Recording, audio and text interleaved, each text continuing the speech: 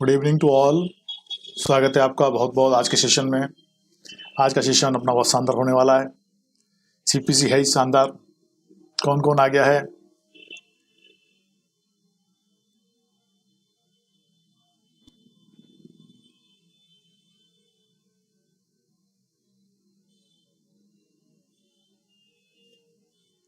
Question number 50 अपन ने पिछली बार देख लिया था।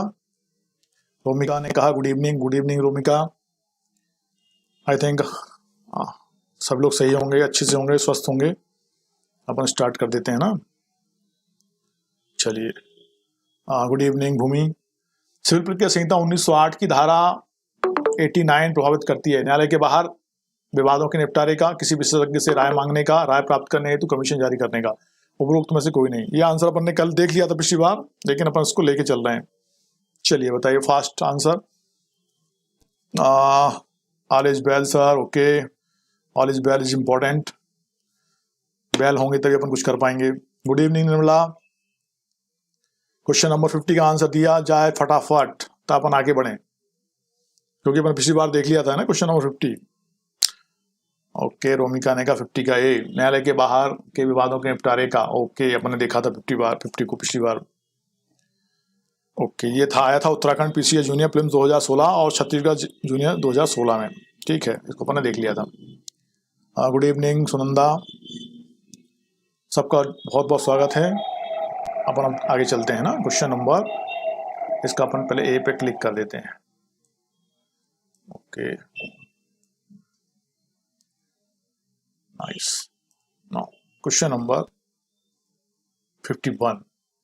सीपीसी की धारा 89 क्लॉज 2 क्लॉज सी के अधीन न्यायिक निपटारे शब्द को मीडिएशन शब्द से किस न्याय दृष्टांत में प्रतिस्थापित किया गया है?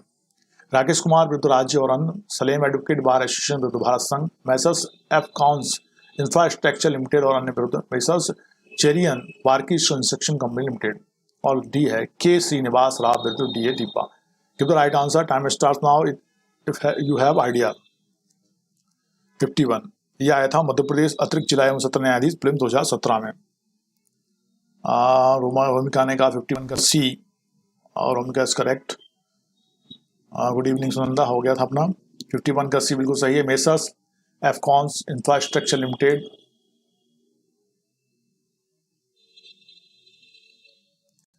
और अन्य बना messrs Cherian Barki construction company limited. बहुत बढ़िया। के मामले में सर्वोच्च न्यायालय ने सिविल प्रक्रिया संहिता 1908 की धारा 89(2) क्लॉज गा में न्यायिक निपटारे शब्द को मीडिएशन शब्द से प्रतिस्थापित किया था। Question number 52। सिविल प्रक्रिया संहिता की धारा 89(2) क्लॉज सी के अंतर्गत जहां कोई भी विवाद किसी व्यक्ति को निर्दिष्ट किया जाता है, वह व्यक्ति समझा जाएगा एक मध्यस्थ, एक न्यायाधीश, लोक अदालत, एक परामर्शदाता। निर्मला, इसकी एक लिंक को अपने ग्रुप पर डाल देना बेटा फटाक से, है ना। चलो, ताकि बाकी की बच्चों को भी पता पड़ जाए, वो जुड़ जाए। हालांकि अपने आप जुड़ना चाहिए। डाल दिया है भरत ने, गुड भरत, ठीक है। आई थिंक मुझे बार बार अपन को कहने की आवश्यकता नहीं है। जिसको जुड़ना होगा, पढ़ना होगा तो जुड़ेगा ही सही, है ना। चलिए, हाँ, सिविल प्रक्रिया संहिता के लिखास में कौन सा आंसर दिया आपने? 52 का। 52 का बी दिया सुनंदन, वेरी फास्ट। साना गुड इवनिंग बेटा। ओके, है ना। चलो निर्मला डाल दिया था, भरत ने डाल दिया को, है ना, उसको लिंक डाल दिया, कोई बात नहीं। अब आप तो अपना कॉन्सेंट्रेट करो उस पर। हाँ 52 का बी दिया है किसने, ओके 52 का ए दिया है रोमा ने। 52 का बी इज करेक्ट आंसर बेटा। लोक अदालत सीपीसी की संहिता 89(2) क्लॉज 6C के अंतर्गत जहां कोई बात किसी व्यक्ति को निर्दिष्ट किया गया है वहां व्यक्ति समझा जाएगा। एक मध्यस्थ, लोक अदालत, एक परामर्शदाता। सीपीसी की धारा 89(2) क्लॉज C के अंतर्गत जहां कोई भी विवाद किसी व्यक्ति को निर्दिष्ट किया जाता है वह व्यक्ति लोक अदालत समझा जाएगा। भाई मामला निर्दिष्ट किया है व्यक्ति को, तो व्यक्ति चलता फिरता व्यक्ति तो होगा नहीं, है ना, तो वो लोक अदालत है। या Madhya Pradesh higher judicial services prelims 2016 में क्वेश्चन आया था। क्वेश्चन हो गया है आपका बी, लोक अदालत, आंसर है बी। नेक्स्ट हो जाता है अपना 53 पे आ जाते हैं अपन। आभूषणों का एक बॉक्स अपने अभिकर्ता के रूप में बा के पास निक्षिप्त करता है। सा का यह अभिकथन की आभूषण आस ने उससे सदोष अभिप्राप्त किए थे और वह उन्हें बा से लेने के लिए दावा करता है। यहाँ पर बा आ के विरुद्ध अंतराभिवाची बात दायर कर सकता है, सा के विरुद्ध अंतराभिवाची बात दायर कर सकता है, आ तथा सा दोनों के विरुद्ध अंतराभिवाची बात दायर कर सकता है, आ तथा सा दोनों के विरुद्ध अंतराभिवाची बात दायर नहीं कर सकता है। बताइए 53। ये आया था आपका उत्तराखंड पीसीए जूनियर प्रीलिम्स 2016 और यूपी सिविल जज 2013 में क्वेश्चन आया है। अंतराभिवाची 53 का सी दिया है। आ तथा सा, रोमिका 53 का सी नहीं है, डी आंसर करेक्ट। आ तथा सा दोनों के विरुद्ध अंतराभिवाची बात दायर नहीं कर सकता है। सीपीसी की आदेश 35 नियम 5 के दृष्टांत का के अनुसार आभूषणों का बॉक्स अपने अभिकर्ता के रूप में बा के पास ए निक्षिप्त करता है। ठीक है, सी यह अभिवचन करता है कि आभूषण ए ने उससे दोष अभिप्राप्त किए थे और वह उन्हें बी से लेने का दावा करता है। ए और पे क्वेश्चन नंबर का आपने आंसर क्या दिया था, सी दिया था। आ तथा सा, डी आंसर सही है। आ तथा सा दोनों के विरुद्ध अंतराभिवाची बात दायर नहीं कर सकता है। क्वेश्चन नंबर 54 है, निम्न धाराओं में से कौन सिविल सीपीसी संशोधन अधिनियम 1999 के द्वारा नहीं जोड़ी गई है? कौन सी सेक्शन है जो 1999 के द्वारा नहीं जोड़ी गई है? बताइए।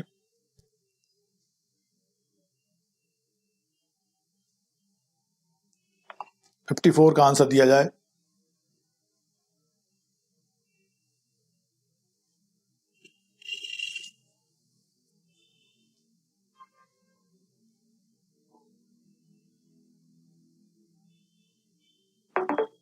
भूमिका ने कहा 54 का सी।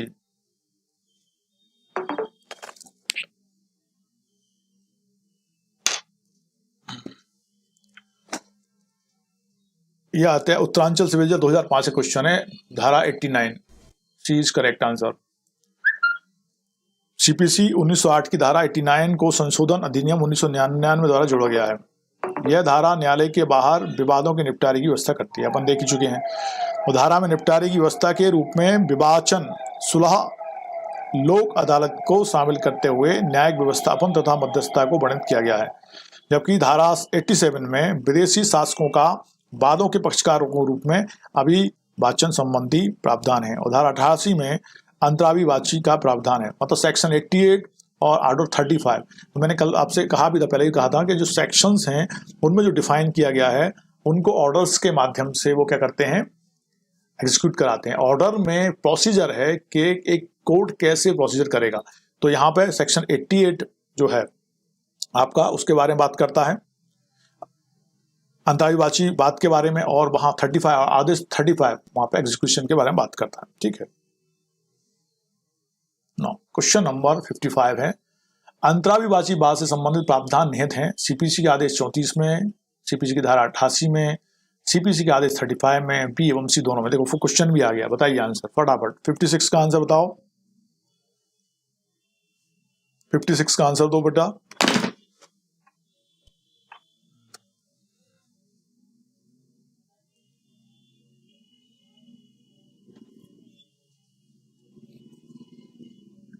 ओके 56 का आंसर क्या आया है, 56 का डी बिल्कुल सही है। किसने दिया है, सुनिंदा ने दिया है, रोमिका ने। 56 का डी बिल्कुल सही है। बी तथा सी मतलब सेक्शन 88 और आदेश 35 ऐसे ही अभी अब पढ़ो, जब आप पढ़ते हो ना तो आपको पढ़ते ही पता पड़ जाएगा, पढ़ते पढ़ते आपको समझ में आ जाएगा कौन से सेक्शंस और कौन से ऑर्डर आपस में कोरिलेटेड हैं, और कौन से सेक्शन को कौन से ऑर्डर में हमको देखना है, और कौन से ऑर्डर के अंतर्गत कौन सा सेक्शन आ रहा है। तो अब आ गया है क्वेश्चन नंबर 52। ओके, यह कि अंतराविभाजी वाद एक वाद है दो अधिवक्ताओं के मध्य, संघ सरकार के अधिवक्ता एवं राज्य सरकार के अधिवक्ता के मध्य, ऐसे व्यक्ति द्वारा संस्थित वाद जो बात की विषय वस्तु में स्वयं कोई हित न रखता हो। ऐसे व्यक्ति द्वारा संस्थित वाद जो विषय वस्तु में स्वयं हित रखता हो। बताइए 52 उसका क्या हित है उसमें? 52 सॉरी 52 नहीं 57 है ना।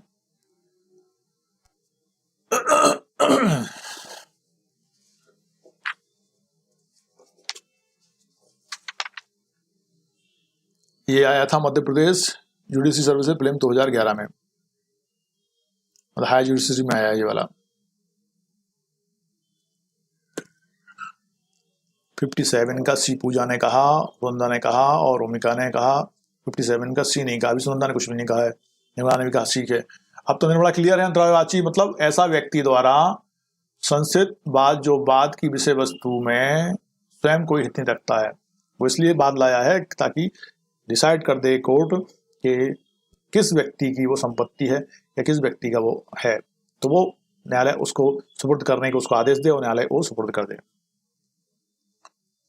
58 है, सीपीसी की निम्नांकित में से किस धारा में अंतराविभाजी बात के लिए उपबंध है? अभी अपन ने देखा था, बताओ जल्दी से फास्ट इसका आंसर दो 58 का। यस सर, क्लियर हो गया, ठीक है, गुड, वेरी गुड।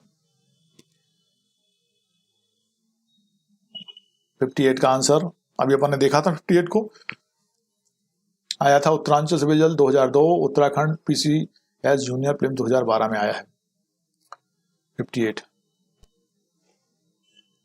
किस धारा में अंतराविभाजी बात के लिए उपबंध है?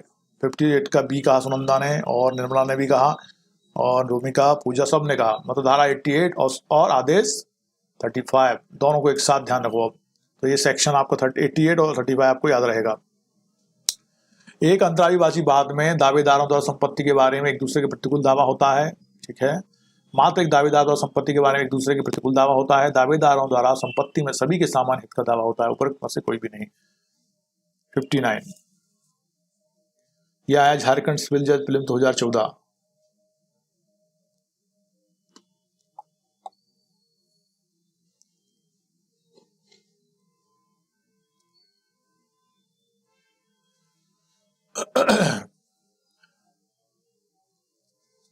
59 का ए दिया रोमिका ने, बिल्कुल सही है, एकदम एग्जैक्ट रोमिका।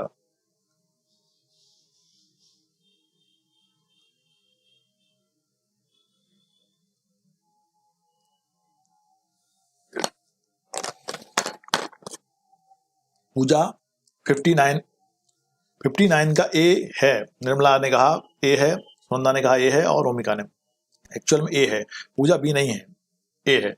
दावेदारों द्वारा संपत्ति के बारे में एक दूसरे के प्रतिकूल दावा होता है, ठीक है, बिल्कुल बढ़िया। 60 है, कोई व्यक्ति विदेशी राज्य पर बाल ला सकता है राज्य सरकार की सहमति से, केवल केंद्र सरकार की सहमति से, केंद्र राज्य सरकार की सहमति से, भारत के राष्ट्रपति की सहमति से। बताइए 60। उत्तर प्रदेश सिविल जज 2006 और एमपी एपीओ 2010 में क्वेश्चन आया था, किसकी सहमति लेनी पड़ेगी? विदेशी राज्य पर बाल ला सकता है, किसकी सहमति से?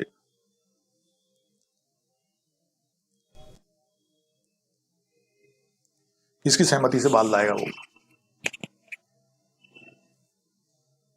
ओके, 60 का डी कहा रानी ने, नहीं रानी 60 का डी नहीं है, 60 का बी सही है, एकदम सही है 60 का बी। केंद्र सरकार की सहमति लेनी पड़ेगी क्योंकि विदेशी राज्य के विरुद्ध बाल लाना है, इसलिए केंद्र सरकार की सहमति से ही बाल लाया जा सकेगा।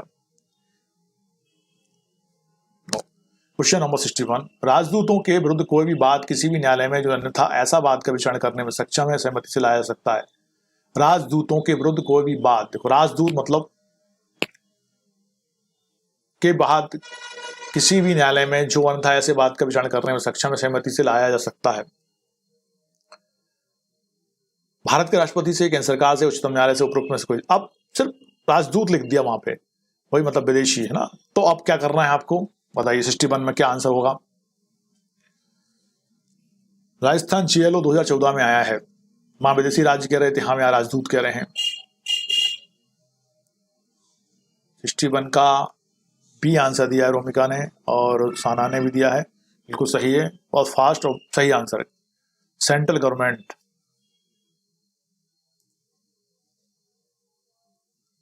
62 अंतराभिवासी बाद सिविल प्रक्रिया संहिता की किस धारा में दिया गया है? अभी क्वेश्चन फिर से आया है लेकिन अलग टाइम में आया होगा इसलिए इसको लिया गया है। ये MP ADPO 2015 और उत्तरांचल PCS जूनियर प्रीलिम्स 2002 और 2012 में आया है। Give the right answer. लगभग रट जाएगा, आपको रट गया होगा, बताओ जल्दी इसका आंसर। 62 का 62 का आंसर क्या आया? ओके, सबने दिया है, सही दिया है और देना भी चाहिए। सेक्शन 88 और साथ में आर्डर 35 को याद रखो। 63 CPC की धारा 80 के अधीन लिखित सूचना दी जानी है। केंद्र सरकार के सचिव को उस सरकार के विरुद्ध वाद के मामले में, केंद्र सरकार के विरुद्ध वाद के मामले में भारत के राष्ट्रपति को, रेलवे को अंतर्गत करते हुए केंद्र सरकार के विरुद्ध वाद के मामले में रेलवे सचिव को, बी एवं सी दोनों को।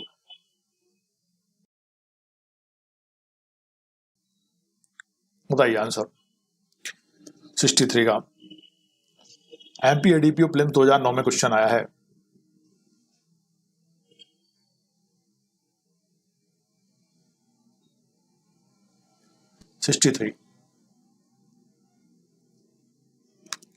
अच्छा, तुम लोगों को मैंने ग्रुप पे वो भी बताया था कि सेक्शन पहले तो अपना कितना था 36 से लेके 115 थे और मैंने आपको ग्रुप पे डाल दिया था कि अब 158 तक पढ़ लेना और इसके बाद कल ऑर्डर पढ़ना शुरू करना 1 से 10 फिर 20 तक और फिर सारे ऑर्डर पढ़ने हैं आपको, ठीक है।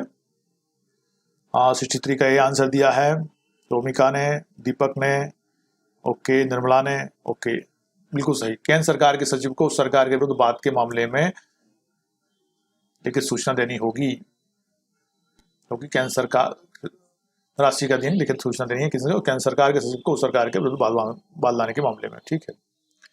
64 कहता है हमारा CPC की धारा 80 के अधीन मध्य प्रदेश जिले के कलेक्टर को सूचना दी गई थी।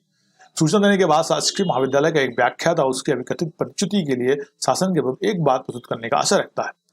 प्रतिपादन को उचित प्रकार से नामित करने का उचित प्रारूप कौन सा है? मध्य प्रदेश शासन, मुख्य सचिव मध्य प्रदेश शासन, मध्य प्रदेश शासन द्वारा सचिव, शिक्षा विभाग मध्य प्रदेश शासन, मध्य प्रदेश जिले के कलेक्टर को मध्य प्रदेश शासन हेतु। बताइए सही क्या होगा, क्या उसको संबोधित किया जाएगा? ये आया है मध्य प्रदेश विजय 1983 में।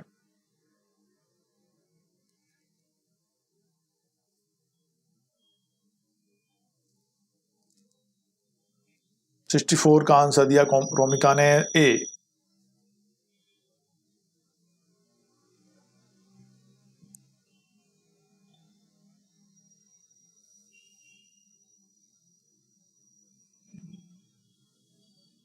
राइट आंसर क्या है? सुनंदा ने कहा 64 का ए।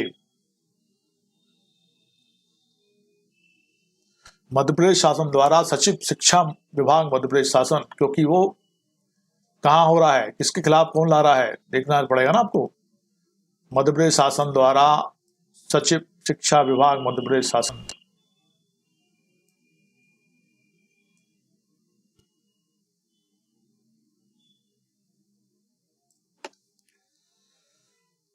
धारा C के खंड C के अंतर्गत राज्य सरकार के विरुद्ध वाद की दशा में उस सरकार के सचिव को या जिले के कलेक्टर को परिदत्त किया जाएगा,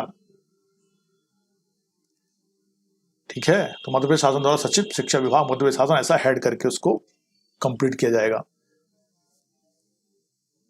इसमें ये ऑप्शन नहीं होता तो मध्य प्रदेश जिले के कलेक्टर को, तो मध्य प्रदेश जिले का एक कलेक्टर थोड़ी है, मध्य प्रदेश में एक जिला थोड़ी है ना, तो इसलिए उन्होंने कहा मध्य प्रदेश शासन द्वारा सचिव शिक्षा विभाग मध्य प्रदेश शासन।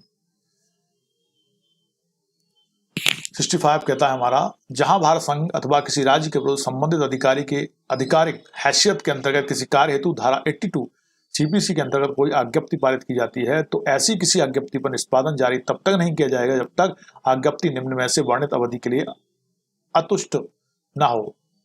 आज्ञप्ति की तारीख से 3 महीना, आज्ञप्ति तारीख से 6 महीना, आज्ञप्ति तारीख से 1 वर्ष और आज्ञप्ति की तारीख से 2 वर्ष।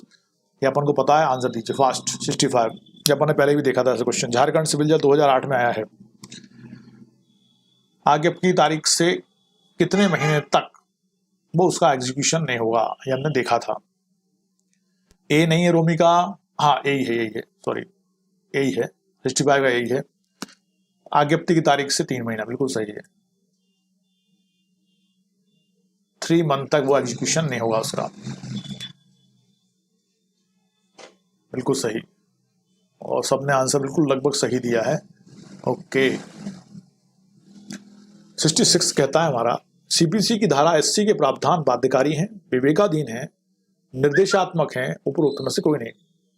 बाध्यकारी मतलब मैंडेटरी, विवेकाधीन मतलब डिस्क्रिप्शन पावर है उनके पास, और निर्देशात्मक डायरेक्टिव है। तो उपरोक्त में से कौन सा नहीं है बताना है आपको। 66 में बताइए।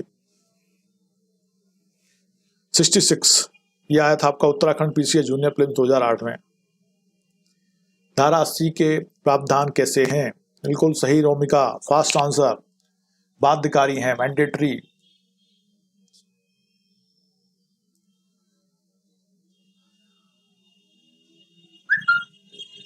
और किसी ने आंसर दिया है? हाँ, पूजा ने भी दिया है। ओके, साना ने भी कहा है, नहीं वो 65 का दिया है पूजा ने, तो रानी ने भी कहा 66 का है। ओके, 67 कहता है हमारा, सीपीसी के अंतर्गत सरकार के विरुद्ध बात प्रस्तुत करने के पूर्व सूचना देने के प्रावधान का उल्लेख किस धारा में किया गया है? धारा 180 में, धारा 80 में, धारा 6 में और धारा 21 में। 67 उत्तराखंड में आया है ये।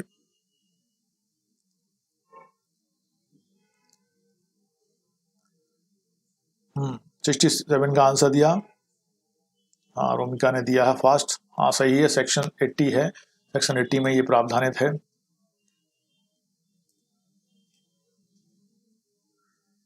68 राज्य या केंद्र शासन के विरुद्ध बात संस्थित करने के लिए सही कथन अंकित करिए। प्रत्येक दशा में 2 माह की अग्रिम सूचना देना आवश्यक है। न्यायालय की अनुमति पर बिना नोटिस दिए बात लाया जा सकता है। बात संस्थित करने के साथ साथ नोटिस भी दिया जा सकता है। केवल विशेष परिस्थितियों में सूचना देना आवश्यक है।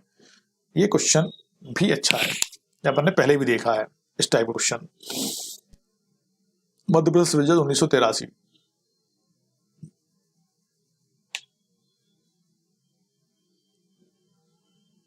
रोमिका ने दे भी दिया आंसर फास्ट, बहुत फास्ट रोमिका, और बिल्कुल सही है। मतलब ये हो गया अपना कि प्रत्येक दशा में 2 माह की अग्रिम सूचना देना आवश्यक है, और यदि आदेश हो गया है तो उसका एग्जीक्यूशन कराने से लिए में 3 महीने लगेंगे, है ना?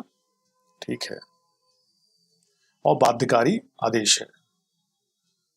वंदा ने भी कहा 68 का ए, और रानी ने भी कहा, और बाकी कहाँ गए? चलो कोई नहीं, सब दिया है, मतलब ये आंसर मान लेता हूँ मैं। नाउ 69 थोड़ा सा छोटा हो गया है, दिख नहीं रहा है, इसको देखने की कोशिश करेंगे, और बाद में आप इसको स्क्रीनशॉट लेके देख लेंगे। अभी मैं इसको पढ़ता हूँ, ध्यान से सुनना। वेलकम। निम्नलिखित में से कौन सा दीवानी प्रक्रिया संहिता की धारा 80 के संबंध में सही कथन है? न्यायालय की अनुमति से नोटिस तामील कराए बिना बात को सामान्यतः संशोधित किया जा सकता है। अर्जेंट अथवा तत्काल अनुतोष के मामले में न्यायालय की अनुमति से बात को नोटिस तामील कराए बिना संशोधित किया जा सकता है। अर्जेंट अथवा तत्काल अनुतोष के मामले में जहां बात को नोटिस तामील कराए बिना संशोधित करने की अनुमति दी गई है, वहां अंतरिम अथवा अन्यथा एक पक्षीय अनुतोष को अनुज्ञात किया जा सकता है। और धारा 80 के अंतर्गत नोटिस की आवश्यकता का अनुपालन किए बिना कोई बात संशोधित नहीं किया जा सकता। अब आपको आंसर देना है, बिल्कुल करेक्ट आंसर दीजिए। 4 ऑप्शन में से एक आंसर बिल्कुल सही है।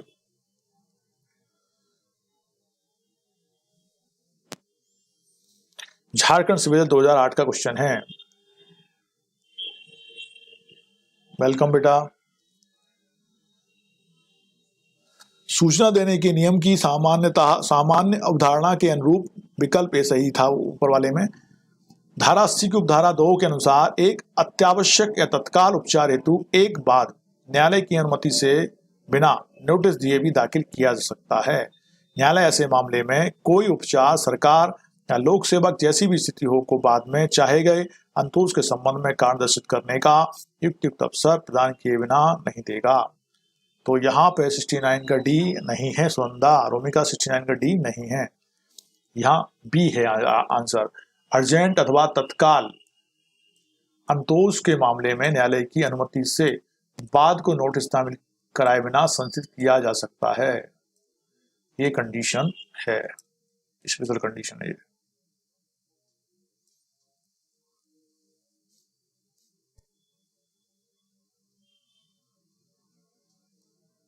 तो क्या हो गया 69 का ओ 69 का है बी आंसर इज करेक्ट। ठीक है, अर्जेंट मामले में, तत्काल एवं अर्जेंट मामले की कंडीशन में ऐसा होगा।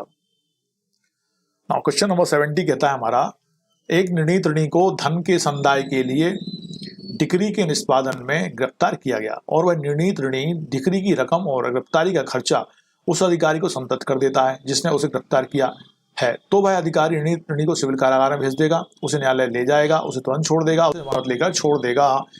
Give the right answer. ये आया था मध्य प्रदेश सिविल जज 2002 में। आपका 70 का आंसर दिया जाए। रोमिका ने कहा 70 का सी, बिल्कुल सही रोमिका, उसे तुरंत छोड़ देगा। और किसने कहा? सुनंदा ने भी कहा है। ओके,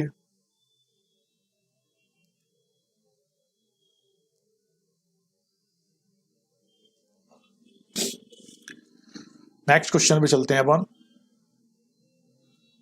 क्वेश्चन नंबर 71, जहां जय पत्र किसी ऐसी अविभक्त संपदा के विभाजन के लिए है जो शासन को राजस्व के भुगतान हेतु निर्धारित है, वहां संपदा का विभाजन संबंधित तस्मय प्रवर्त विधि के अनुसार किसके द्वारा किया जाएगा? नायब तहसीलदार द्वारा, नाजिर द्वारा, कलेक्टर द्वारा, न्यायालय द्वारा, न्यायिक नियुक्त कमिश्नर द्वारा। Give the right answer. Time starts now. Jharkhand civil जज 2008, एमपी सिविल जज 1996 और छत्तीसगढ़ सिविल जज 2008 में क्वेश्चन आया था।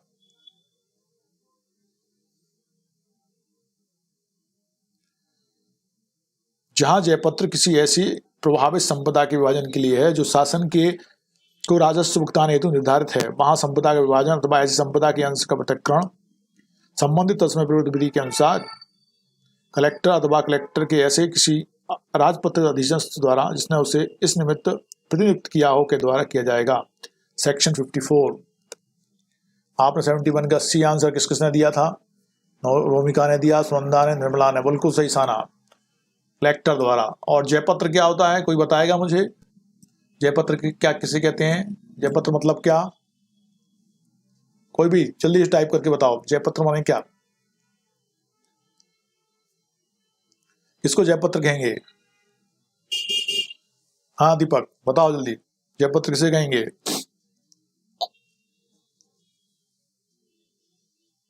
ओके, DICRII DECR डिग्री, ये है सही है ना सुनंदा? डिग्री की स्पेलिंग I नहीं है, डबल ई और आई इक्वल हो जाते हैं ना।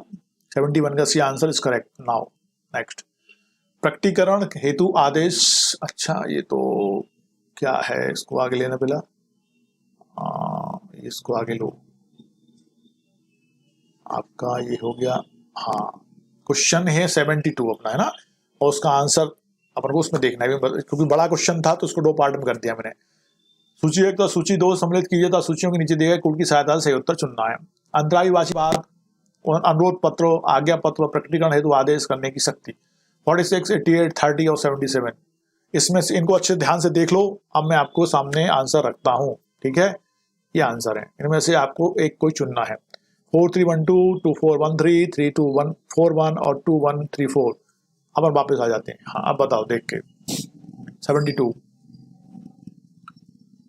उत्तर प्रदेश सिविल जज 2013 में क्वेश्चन आया था।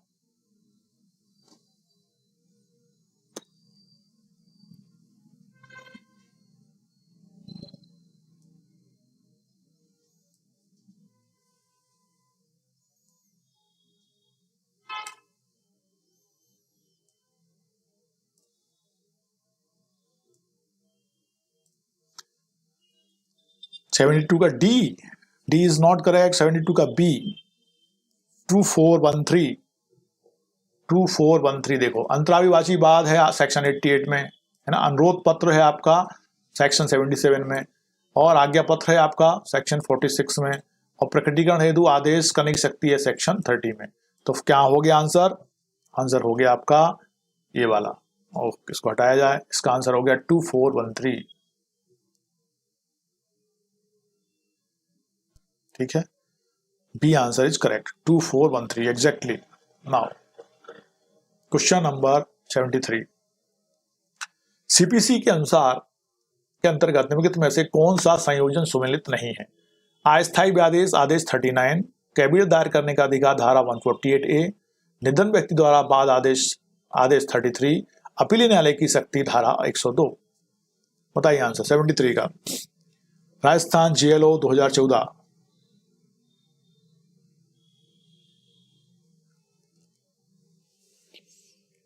ओके, वेरी फास्ट 73 का डी बिल्कुल सही है। अस्थायी व्यादेश के लिए आदेश 39 है, बिल्कुल सही है। और कैबिनेट दायर करने का की धारा 148A ही है। और अकिंचन का बाद जो है 33 है। अपीली न्यायालय की शक्ति 102 में नहीं है, बल्कि 102 में क्या है, द्वितीय अपील किन मामलों में नहीं होगी उससे संबंधित सेक्शन 102 है। नाउ क्वेश्चन नंबर है आपका अगला, वो आता है आपका 74 है, जो बताता है कि सम्मिलित करना है हमको। डिग्री का निष्पादन, अनुरोध पत्र, विधिक प्रतिनिधि, बात का संशोधित किया जाना, मिलाओ तो जल्दी से आंसर दो। 77, 82, 50 और 28। उत्तर प्रदेश विजय 2006 में क्वेश्चन आया था। नीचे दिए गए कूट की सहायता से सही उत्तर बताना है हमको, कौन कौन से कूट सही हैं।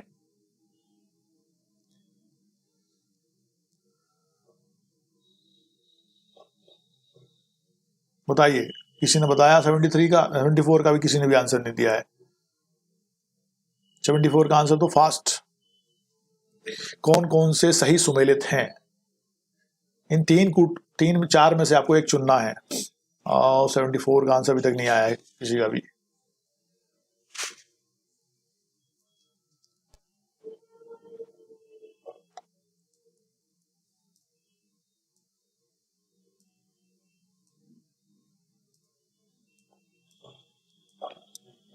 डिग्री का निष्पादन 77 में है, अनुरोध पत्र 82 में है और बाद संशोधित किया जाना 28 में है, लेकिन विधिक प्रतिनिधि 50 में नहीं है। इट इज नॉट करेक्ट, ये सही नहीं है। तो इसका सही आंसर हो गया आपका 1, 2, 4, 1, 2, 4 सही सुमेलित हैं। डिग्री का निष्पादन 77 में है, अनुरोध पत्र 82 में है और बाद संशोधित किया जाना 28 में है। नाउ करेक्ट आंसर इज 74 का बी। 74 का B is correct answer, not C. B is correct answer. 1, 2, 4।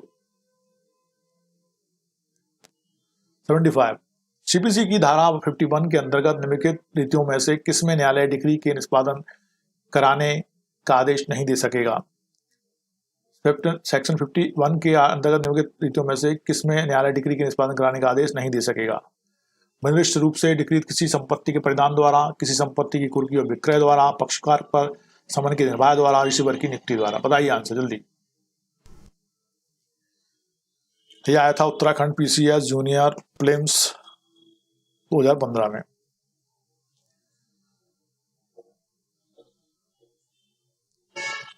Section 51 के अनुसार न्यायालय डिग्री के निष्पादन का संपत्ति के परिधान द्वारा, कुर्की व विक्रय द्वारा, गिरफ्तारी व निरोध, रिसीवर की नियुक्ति या अन्य किसी तरीके से जो वृहत उपचार के संबंध में अपेक्षित हो। सेक्शन 51 में पक्षकार पर समन के निर्वाह द्वारा प्रावधान नहीं है। तो राइट आंसर दे भी दिया है सुनंदा ने, 75 का सी बिल्कुल सही सुनंदा।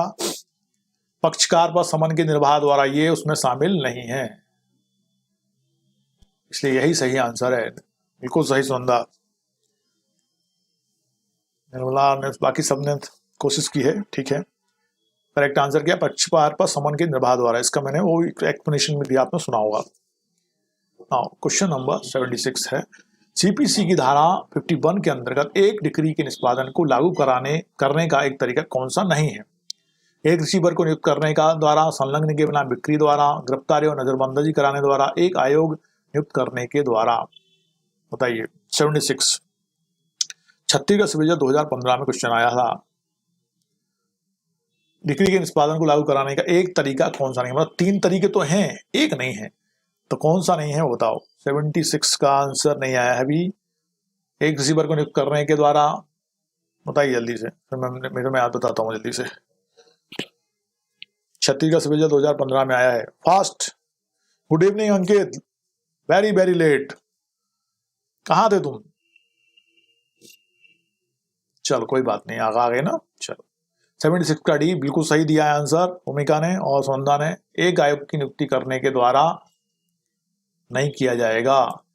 एक डिग्री के निष्पादन को लागू करने का एक तरीका कौन सा नहीं है? एक है तरीका, आपका तरीका ये है, एक रिसीवर को नियुक्त कर सकता है, संलग्न के बिक्री द्वारा कर सकता है, गिरफ्तारी और जुर्माना करने द्वारा कर सकता है, लेकिन इसके द्वारा वो नहीं कर सकता। Okay, now question number 77। Degree के निष्पादन के लिए पक्षकार किन तरीकों को काम में लाने के लिए विधि द्वारा सक्षम है? अब फिर से वही क्वेश्चन है, लेकिन ये आपको याद करना है, अच्छे से इसको याद कर लेना ताकि आप इसके क्वेश्चन को अच्छे से कर सकें। संपत्ति की सुपुर्दगी, संपत्ति की कुर्की एवं विक्रय, गिरफ्तारी एवं जेल में विरोधी, उपरयुक्त समस्त प्रकार।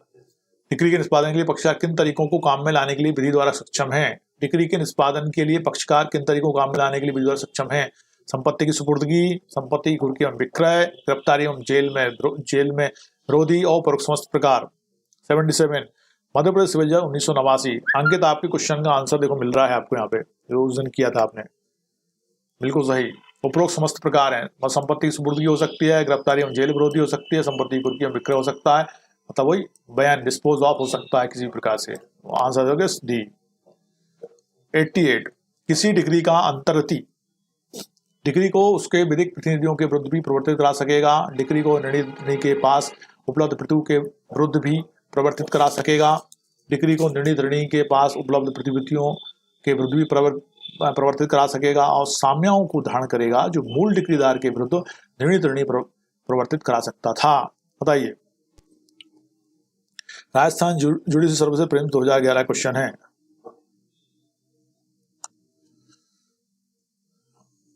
न्यायालय किसी डिग्री के निष्पादन का प्रवर्तन डिग्री धारक के आवेदन पर करती है। सेक्शन 51 में निष्पादन प्रवर्तित कराने की निम्न रीतियां बताई गई हैं, ध्यान से सुनना। नंबर 1, डिग्री संपत्ति के परिधान द्वारा, ठीक है, कुर्की और विक्रय द्वारा या बिना कुर्की विक्रय द्वारा, या धारा 58 में भेद अवधि के लिए गिरफ्तारी व निरोध कारावास द्वारा, या रिसीवर की नियुक्ति द्वारा, या अनुतोष के लिए उपयुक्त किसी अन्य रीति द्वारा। तो यहां आपको आंसर देना है 78 का। आपने आंसर दिया, किसी डिग्री का अंतर्गति साम्याओं को धारण करेगा जो मूल डिग्रीदार के विरुद्ध निर्णय प्रवर्तित करा सकता था। तो आंसर यहाँ क्या सही हो गया? डी, साम्याओं को धारण करेगा जो मूल डिग्रीदार के विरुद्ध निर्णय प्रवर्तित करा सकता था।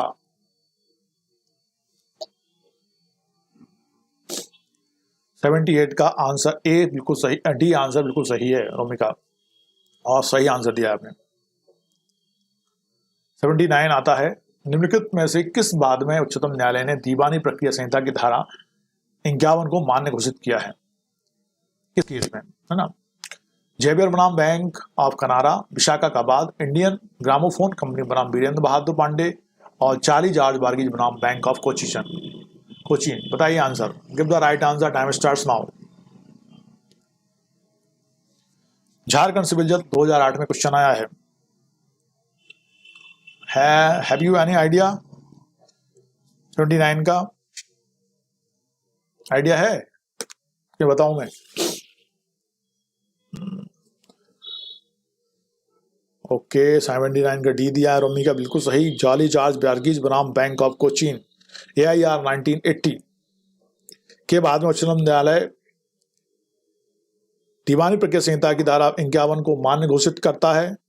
स्पष्ट किया है कि उक्त धारा सिविल एवं राजनीतिक अधिकारों को अंतर्राष्ट्रीय संविधा की धारा तथा 11 तथा भारतीय संविधान के अनुच्छेद 21 के साथ सामंजस्य में है। ठीक है, ओके। 79 का डी किसने दिया है? 79 नो सर, अच्छा नहीं, कोई बात नहीं, अब क्लियर हो जाएगा ना। क्वेश्चन नंबर 80, CPC की धारा 51 के अंतर्गत निम्नलिखित में से किस रीति में न्यायालय डिग्री के निष्पादन कराने का आदेश नहीं दे सकेगा?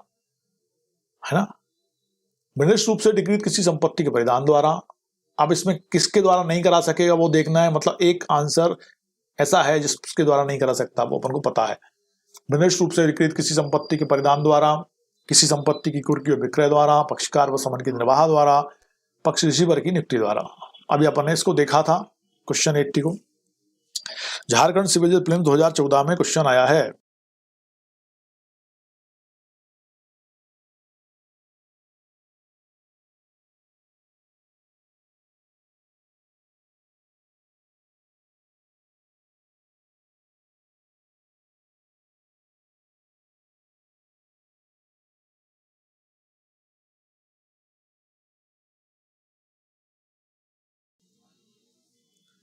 एग्जैक्टली 80 का सी, पक्षकार व समन के निर्वाह द्वारा, पक्षकार व समन के निर्वाह द्वारा डिक्री के निष्पादन कराने का आदेश नहीं दे सकेगा। बिल्कुल सही, 80 का C is correct. Now question number 81।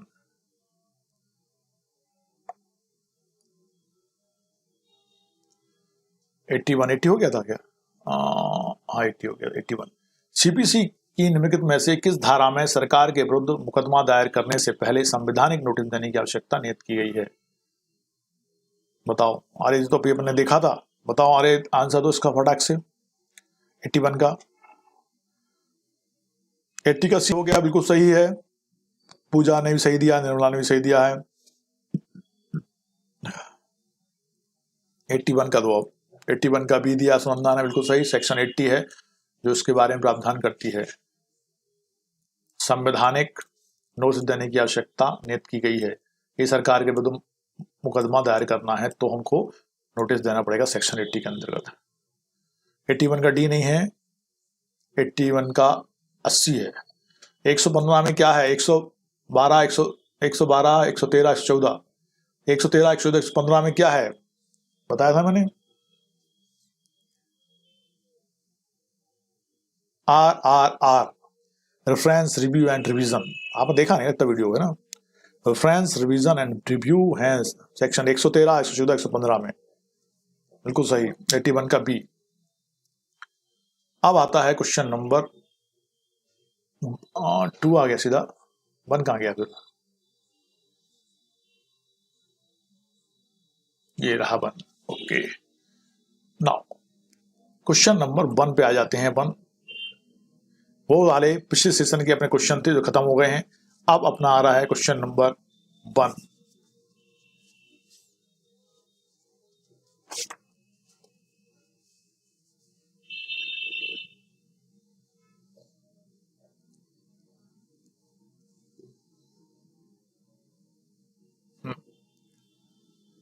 Question number 1, 81 का भी हो गया।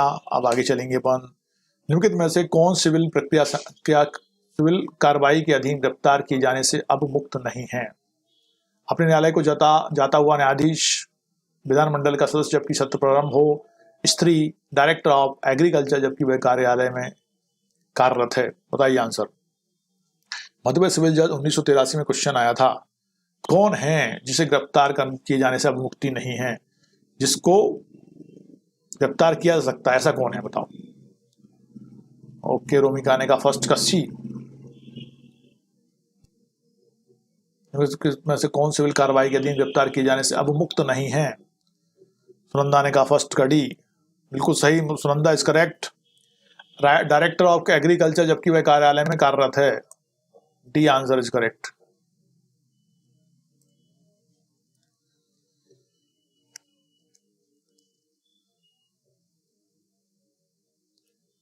सीपीसी की धारा 132 में स्त्री को, धारा 135 में न्यायाधीश को और धारा 135 का में सत्र के दौरान विधानमंडल के सदस्य को गिरफ्तारी से छूट प्रदान की गई है। तो बस्ता किला वही है, डायरेक्टर ऑफ एग्रीकल्चर जबकि वह कार्यालय में कार्यरत है। इसलिए फर्स्ट का डी आंसर करेक्ट है।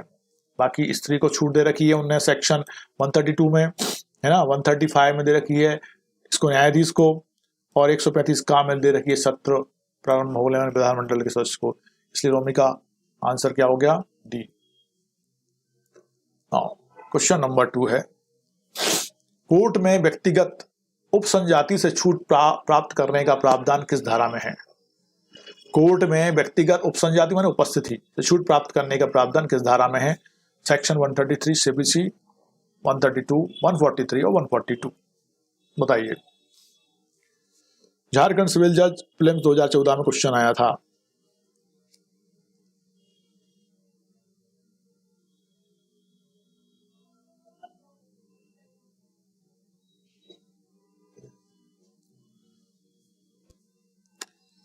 संहिता की धारा 132 बाय 133 दोनों कोर्ट के समक्ष व्यक्तिगत उपस्थिति छूट प्रदान करती हैं।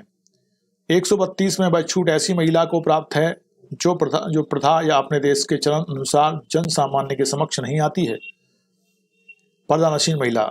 और सेक्शन 133 में वह यह छूट राष्ट्रपति, राज्यपाल, उच्च न्यायालय व सर्वोच्च न्यायालय के न्यायाधीशों लोकसभा राज्यसभा के अध्यक्षों मंत्रियों इत्यादि को प्राप्त है।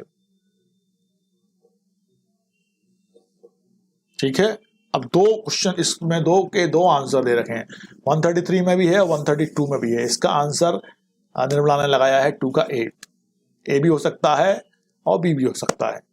ठीक है, ये झारखंड में चूंकि आया था क्वेश्चन, तो वहां पर झारखंड लोकसभा ने इसको ए को सही माना था 133, इसलिए इसका ए लगा सकते हैं। बाकी ए भी है और बी भी है। ठीक है, जैसे मैंने अभी बताया आपको, पदानशीन महिला को छूट दे रखी है 132 में और 133 में 133 में छूट है राष्ट्रपति, राज्यपाल, उच्च न्यायालय व सर्वोच्च न्यायालय के न्यायाधीश और लोकसभा राज्यसभा के अध्यक्षों मंत्री इत्यादियों को भी प्राप्त है। ठीक है, इसलिए ध्यान रखना, यदि क्वेश्चन ऐसा आता है तो डिस्प्यूटेड क्वेश्चन हो सकता है यदि ऐसा क्वेश्चन सीधा आया तो। ठीक है, तो अब या तो वो इस क्वेश्चन को रिपेल करेंगे या फिर सबको उस क्वेश्चन के लिए आंसर देंगे, चाहे उन्हें किसी ने कुछ भी आंसर दिया हो।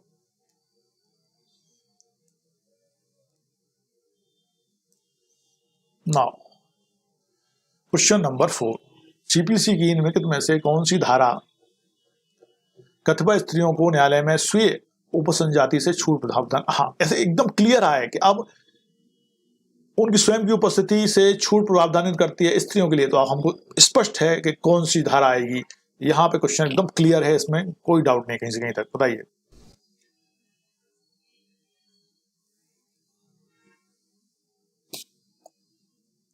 उत्तराखंड पीसीए जूनियर प्रीलिम्स 2012 और राजस्थान जीएलओ 2014, और सही आंसर सबने दे दिया है इसका, सेक्शन 132। वही राष्ट्रपति उपराज्यपाल राज्यपाल के बारे में आता तो आप ये लगाते हैं आंसर। ठीक है, ये क्लियर है तो इसमें कोई दिक्कत नहीं है। जब क्लियर नहीं है, डाउटेड है, तो फिर चल थर्ड बताइए। थर्ड हो गया है ना, फोर्थ बताइए। सीपीसी के अंतर्गत दायर कैविएट कितने दिनों तक प्रभावी रहती है? 15 दिनों तक, 60 दिनों तक, 30 दिनों तक, 90 दिनों तक? गिव द राइट आंसर 4 का। हो राजस्थान जेएलओ में आया, एमपी एडीपीओ में आया, उत्तराखंड पीसीएस में आया क्वेश्चन। कितने दिनों तक कैविएट रहती है, कितने दिनों तक प्रभावी रहती है? 4 का डी दिया अनुराग ने, सुनंदा ने दिया और अंकित ने 4 का सी कहा है। डी आंसर सही है बेटा, है ना अंकित। 90 दिन तक कैविएट दायर रहती है। कैविएट का मतलब क्या होता है? कैविएट मतलब क्या, कोई बताएगा फास्ट? कैविएट माने क्या? अब बोल तो नहीं सकते, इसलिए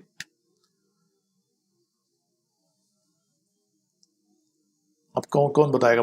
बताना चाह रहा है कोई कैविएट के बारे में? सीपीसी की धारा 148A में कैविएट दायर करने का प्रावधान है। यह धारा 1976 के संशोधन अधिनियम द्वारा जोड़ी गई थी। कैविएट के प्रावधान का उद्देश्य न्यायालय को एक पक्षीय आदेश देने से रोककर उसे सुनवाई का उचित अवसर प्रदान करने हेतु सक्षम बनाना है। कैविएट अनिश्चितकालीन तक लागू नहीं रहता। सेक्शन 148A की उपधारा 5 के अनुसार कैविएट उस तारीख से जब दायर की जाती है 90 दिनों के अवसान के पश्चात विवर्त नहीं रहती है। और कैविएट मतलब होती है कि न्यायालय, यदि कोई मामला लाया गया है न्यायालय को, तो कैविएट लगा दी जिस बंदे ने, तो न्यायालय उसको भी समन देगा, उसको जानकारी मिल जाएगी, सूचना मिल जाएगी कि भाई आपसे संबंधित मामला कोर्ट में आया है, तो न्यायालय फिर उस व्यक्ति को भी अपनी बात रखने का मौका देगा और उसके बाद न्यायालय निर्णय करेगा। इसलिए वो एक पक्षीय निर्णय करने से बच जाएगा। इसलिए कैविएट मतलब पहले से हमने एक कैविएट लगा दिया है और उससे संबंधित कोई मामला यदि कोर्ट में आता है तो न्यायालय उसको सूचित करेगा उस पार्टी को। ठीक है, बात समझ में आई? आ गई होगी I think. Okay, question number 5।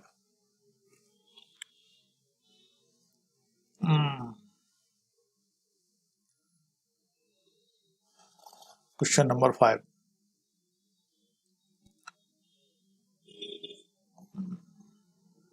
पढ़ो भैया क्वेश्चन। कैविएट दायर करने के अधिकार प्रावधानित हैं सेक्शन 87A में, 87B में, 135A में और 148A में। ये सीधा क्वेश्चन का सीधा आंसर दे दिया है और सीधा आंसर है। ओके, सुनंदा का 5 का डी सीपीसी की धारा 148A में।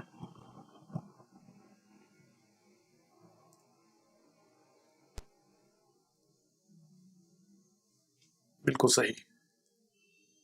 क्वेश्चन नंबर 6, सीपीसी 1908 की निम्न में से कौन सी धारा प्रत्यास्थापन का सिद्धांत सम्मिलित करती है? 134, 148A, 144 और 151।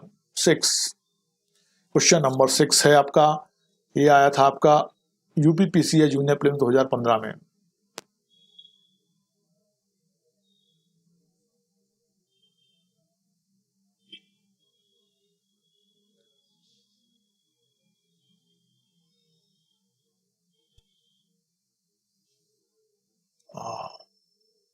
आप सही आंसर दे दिया सबने भाई, वाह। 6 का भी बिल्कुल सही है। सेक्शन 144 प्रत्यास्थापन संबंधित है।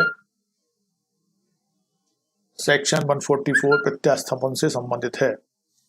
सी नहीं है अंकित, कोई बात नहीं, गलत हो क्वेश्चन तो अभी अभी आपने पढ़ी भी नहीं है, फिर भी आप आंसर अच्छे दे रहे हैं, कोई टेंशन नहीं है। सेक्शन 142 में प्रावधान है कि वे सभी आदेश एवं सूचनाएं जिनकी तामील संहिता के अधीन किसी व्यक्ति पर की जाए उसे दी जाएं लिखित रूप में होंगी। क्योंकि 141 प्रकीर्ण कार्रवाई संबंधित है, 143 डाक महसूल द्वारा और धारा 144 प्रत्यापसन के लिए आवेदन संबंधित है ना। ये सब मिसलेनियस में, मैंने कल बताया था ना आपको, वो सब 131 से लेके 158 सारा मिसलेनियस में आ जाता है। क्वेश्चन नंबर 6 6 ही देखा था क्या अपन ने भी? हाँ 6 देख लिया, तो अपन अब 7 देखेंगे। वे सभी आदेश एवं सूचनाएं जिनकी तामील संहिता के अधीन किसी व्यक्ति पर की जाए या जो उसे दी जाए लिखित रूप में होंगी। ऐसी प्रावधान दीवानी प्रक्रिया संहिता की किस धारा में दिया गया है? मतलब जो भी वे सभी आदेश एवं सूचनाएं जिनकी तामील संहिता के अधीन किसी व्यक्ति पर की जा रही है उसे दी जाएंगी, बोल कैसी होंगी? लिखित में होंगी, कोई मौखिक रूप से उसको सूचना नहीं दी जाएगी संबंधित। ऐसी प्रावधान दीवानी प्रक्रिया संहिता किस धारा में दिया गया? 141, 143, 142 और 144। बताइए, give the right answer, time starts now. Uttaranchal, Chhattisgarh और उत्तराखंड में क्वेश्चन पूछा था। रोमिका ने दे भी दिया आंसर, बहुत बढ़िया रोमिका। 7 का भी आंसर आ गया। वो सेक्शन 142 इससे संबंधित है, जिसमें ऐसा प्रावधान है कि लिखित में सारी सूचनाएं दी जाएं। लिखित में सारी सूचनाएं दी जाएं। वे सभी आदेश एवं सूचनाएं जिनकी तामील संहिता के अधीन किसी व्यक्ति पर की जाए उसे दी जाएंगे, लिखित रूप में होंगी। सेक्शन 142। वंदा ने भी कहा, अंकित ने भी कहा। ओके, क्वेश्चन नंबर 8 के बारे में बात करते हैं। 8 के बारे में बात करते हैं। Affidavit to be filled in a court can be authenticated by a minister of state, cannot be authenticated except by the judge presiding, authenticated by a judge, a magistrate or a notary, authenticated by an advocate. Affidavit to be filled in a court can be, बताइए, जो affidavit है to be filled in a court can be कर सकता है, कौन कर सकता है बताइए? बिहार सिविल जज 1999।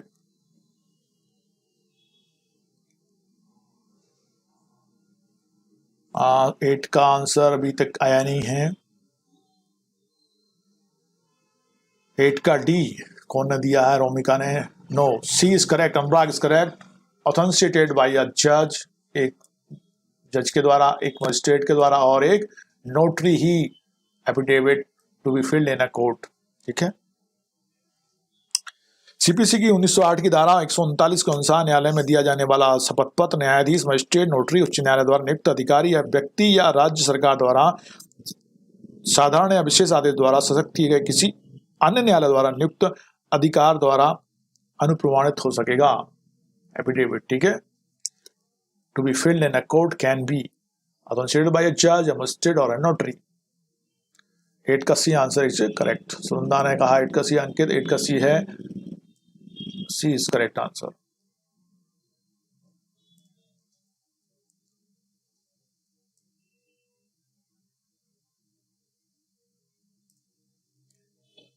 Okay, next 9। सीपीसी 1908 में अधीनस्थ न्यायालयों की भाषा की घोषणा की जाती है। कौन सी भाषा होगी? केंद्र सरकार द्वारा, उच्च न्यायालय द्वारा, राज्य सरकार द्वारा, उच्चतम न्यायालय द्वारा? मध्य प्रदेश एडीपीओ 2015 में क्वेश्चन आया था। कौन निर्धारित करेगा कि अधीनस्थ न्यायालयों की भाषा कौन सी होगी? केंद्र सरकार करेगी, राज्य सरकार करेगी, उच्च न्यायालय करेगा, उच्चतम न्यायालय करेगा? Central government, state government, high court और सुप्रीम कोर्ट? सीपीसी 1908 की धारा 137 क्लॉज 2 के अनुसार उच्च न्यायालय के अधीनस्थ न्यायालयों की भाषा क्या होगी और किस लिपि में ऐसे न्यायालयों को आवेदन और उनमें की कार्रवाई लिखी जाएंगी, यह घोषणा राज्य सरकार द्वारा की जा सकेगी। उपधारा 1 कहती है कि जब तक राज्य सरकार अन्यथा निर्देश न दे तब तक संहिता के आरंभ में से पूर्व अधीनस्थ न्यायालयों में प्रयुक्त होने वाली भाषा ही इन न्यायालयों की भाषा बनी रहेगी। 9 का आंसर है बी। ठीक है, अधीनस्थ न्यायालयों की भाषा क्या रहेगी, राज्य सरकार के द्वारा घोषणा की जाएगी। और यदि उसने घोषणा नहीं की है तो जो पहले से चली आ रही भाषा वो रहेगी। 9 का B answer is correct. Question number 10, गलत कथन को निर्दिष्ट कीजिए। इसमें से एक कथन गलत है। एक संसद सदस्य को न्यायालय में व्यक्तिगत रूप से उपस्थित होने के लिए कोई छूट प्राप्त नहीं है। एक न्यायिक अधिकारी को व्यावहारिक प्रक्रिया के अंतर्गत गिरफ्तार किया जा सकता है सिवाय उस समय के मध्य जब वह न्यायालय को जा रहा है, वापस आ रहा है तथा न्यायालय की अध्यक्षता कर रहा है। आर्थिक क्षेत्राधिकार के आधार पर उच्च न्यायालय में मूल बात सीधे भी दायर किया जा सकता है। उच्च न्यायालय किसी ऐसी आज्ञप्ति आदेश में जिसके विरुद्ध या तो उच्च न्यायालय में या उसके अधीनस्थ किसी न्यायालय में अपील होती है फेरबदल नहीं करेगा अथवा उसे नहीं उल्टेगा। गलत कथन को निर्दिष्ट करना है। गलत कथन को निर्दिष्ट कीजिए। 10 के अंतर्गत उत्तर प्रदेश सिविल जज 2013 में क्वेश्चन आया था। गलत कथन को निर्दिष्ट कीजिए। क्या गलत कथन है इसमें? अनुराग ने कहा 10 का सी।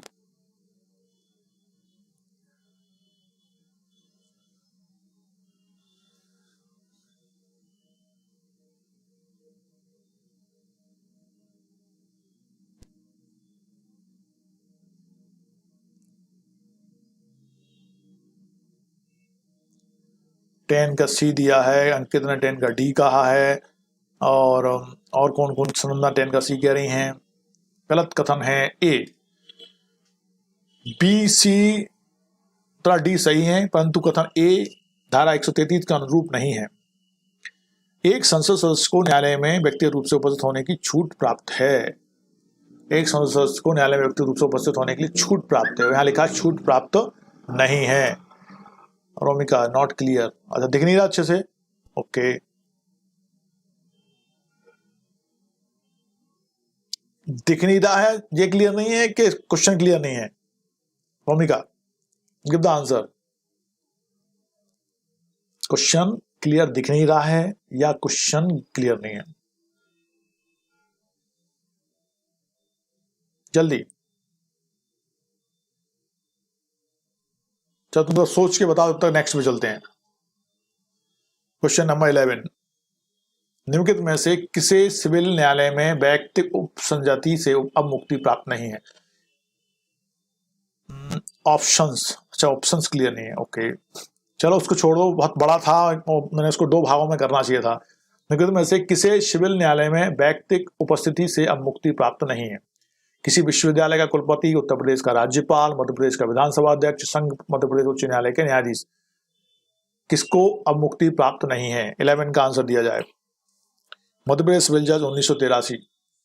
किसको अब मुक्ति प्राप्त नहीं है, मतलब किसको छूट नहीं है न्यायालय में उपस्थित होने से? ऐसा कौन है? 11 का ये बिल्कुल सही है और फास्ट आंसर बिल्कुल। अंकित ने बिल्कुल बढ़िया फास्ट दिया है। किसी विश्वविद्यालय का कुलपति इस छूट को प्राप्त नहीं है, बाकी सबको छूट प्राप्त है। उत्तर प्रदेश का राज्यपाल हो गया आपका, ठीक है, विधानसभा अध्यक्ष हो गया और उच्च न्यायालय के न्यायाधीश हो गए, ये सब छूट प्राप्त हैं। तो आंसर सही है ए। 12, सीपीसी के अंतर्गत व्यवहार न्यायालय में व्यक्तिगत उपस्थिति से किसे छूट प्राप्त नहीं है?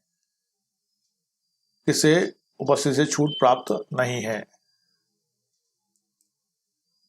कि भारत के उपराष्ट्रपति को, केंद्रीय राज्य के मंत्रीगण को, सर्वोच्च न्यायालय उच्च न्यायालय के न्यायाधीश को, लोक सेवा आयोग के अध्यक्ष को, किसको छूट प्राप्त नहीं है? 12, मध्य प्रदेश सिविल जज 2016, यूपी सिविल जज 2013। जल्दी बताओ बेटा। 12 का डी बिल्कुल सही रोमिका। लोक सेवा आयोग का अध्यक्ष जो है उसको छूट प्राप्त नहीं है, बाकी सबको छूट प्राप्त है। भारत के उपराष्ट्रपति को है, मंत्रीगण को है, सर्वोच्च न्यायालय के एवं उच्च न्यायालय के न्यायाधीशगण को है। क्वेश्चन नंबर 13 है, the code of civil procedure exempts Ministers of State from personal appearance in court, does not exempt any person from personal appearance in court, exempts advocates from personal appearance in courts, exempts municipal commissions from personal appearance in courts. Municipal commissions लिखा है ना, ठीक है, बताइए 13 का answer. Bihar civil जज 1999 code of civil procedure exempts ministers of state from personal appearance in the court, बताइए कौन सा सही है इसमें। ओके 13 का आंसर तो फटाफट।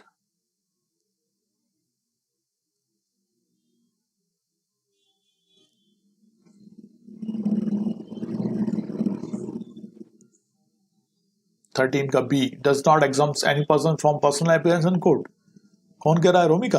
Romika does not exempt any person from personal appearance in court.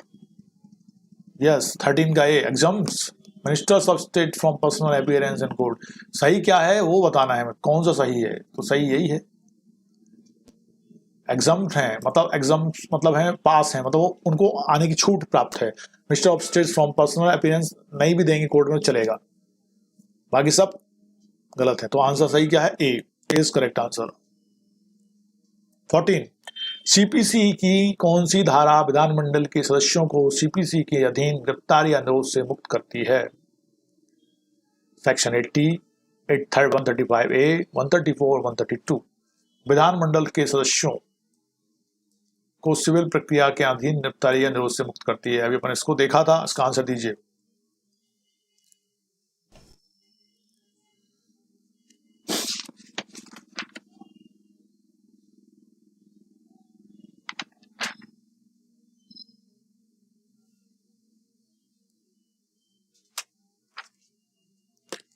Fourteen का सी किसने दिया है? अंकिता ने दिया है, रोमिका ने दिया है।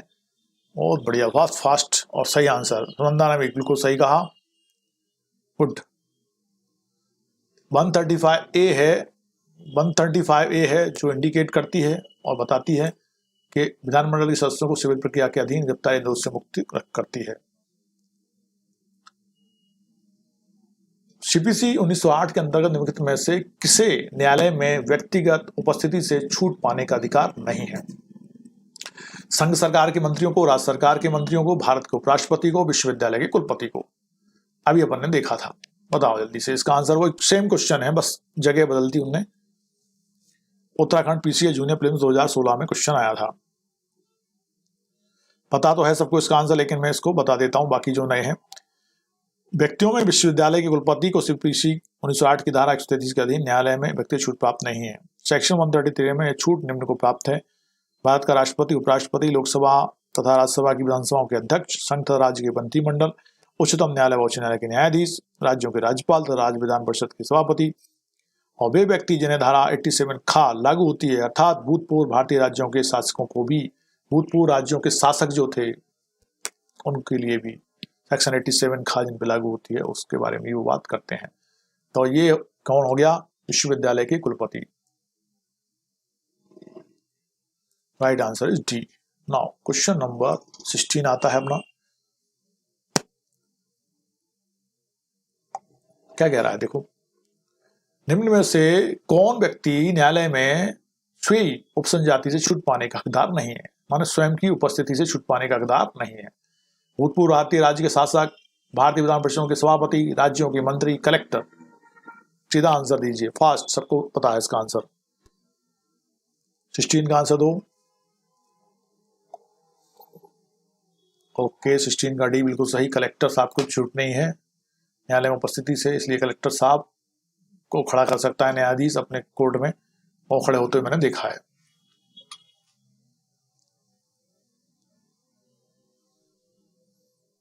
बाकी भूतपूर्व भारतीय राज्य के शासक छूट प्राप्त हैं, विधान परिषदों के सभापति छूट प्राप्त हैं, राज्यों के मंत्री छूट प्राप्त हैं।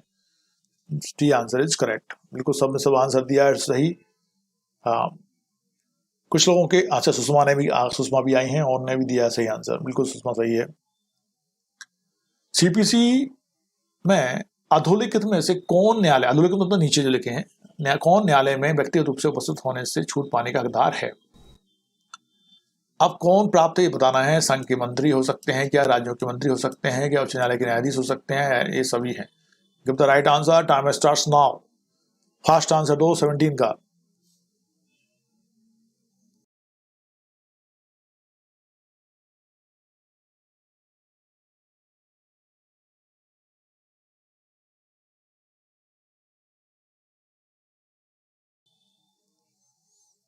सेवनटीन का भी डी।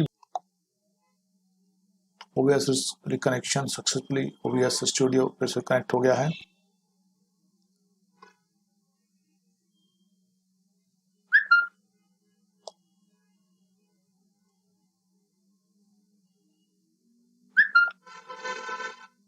एटीन का आंसर दो फास्ट। 18 का सी बिल्कुल सही, 90 दिन 90 डेज का समय रहता है। कैबिनेट उतने दिन तक प्रभावी रहती है, उसका प्रभाव रहता है। उसके बाद यदि मान लो कोई मामला नहीं आया उससे संबंधित, तो फिर एक कैबिनेट दायर कर सकता है व्यक्ति, ताकि वो 90 दिन तक प्रभाव में रहे। उस दौरान में कोई केस आएगा तो वो न्यायालय के द्वारा उसे सूचित किया जाएगा। ओके,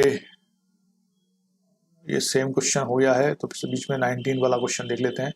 कैबिनेट 30 दिन, 90 दिन, 60 दिन, 120 दिन के अवसान के पश्चात प्रवर्त नहीं रहेगा। सेम क्वेश्चन है, लेकिन बहुत बार आया है। तो भाई उत्तर प्रदेश सिविल जज में आया, मध्य प्रदेश सिविल जज में आया, छत्तीसगढ़ सिविल जज में आया है, और उत्तराखंड PCS जूनियर में भी आया है। 2012, 2008, 2004, 2005, 1999, 2005, 2006 मैनी टाइम्स में रिपीट हुआ है। 19 दीजिए आंसर फटाफट।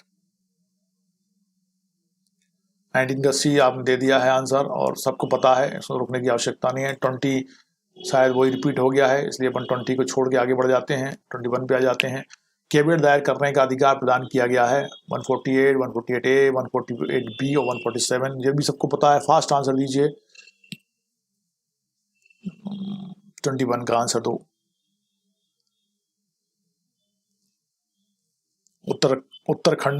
उत्तराखंड सिविल जज प्रीलिम्स 2009 में क्वेश्चन आया था।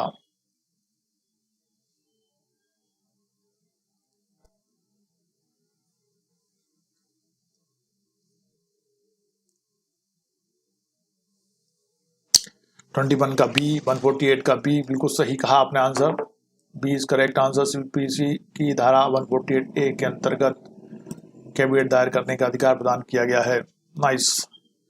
Question number 22। सीपीसी की किस धारा में कैबिनेट फाइल करने के अधिकार के बारे में उपबंध है। सेम क्वेश्चन है 22, जो उत्तराखंड सिविल जज, उत्तराखंड जूनियर प्रीलिम्स 2011 में आया था। 22 का भी आंसर दे दो फास्ट। अच्छा, जिनको क्वेश्चन के आंसर नहीं आते हैं और अपन बार बार एक से क्वेश्चन कर देते हैं, तो उससे वो सबको याद हो जाता है, और जो बार बार रिपीटेशन में है वही क्वेश्चन हमको लेने पड़ते हैं। चलो, तो 22 का बी भी आंसर, 148 का ए। बहुत बढ़िया। और ये वो क्वेश्चन है जो बार बार पूछे जाते ही हैं।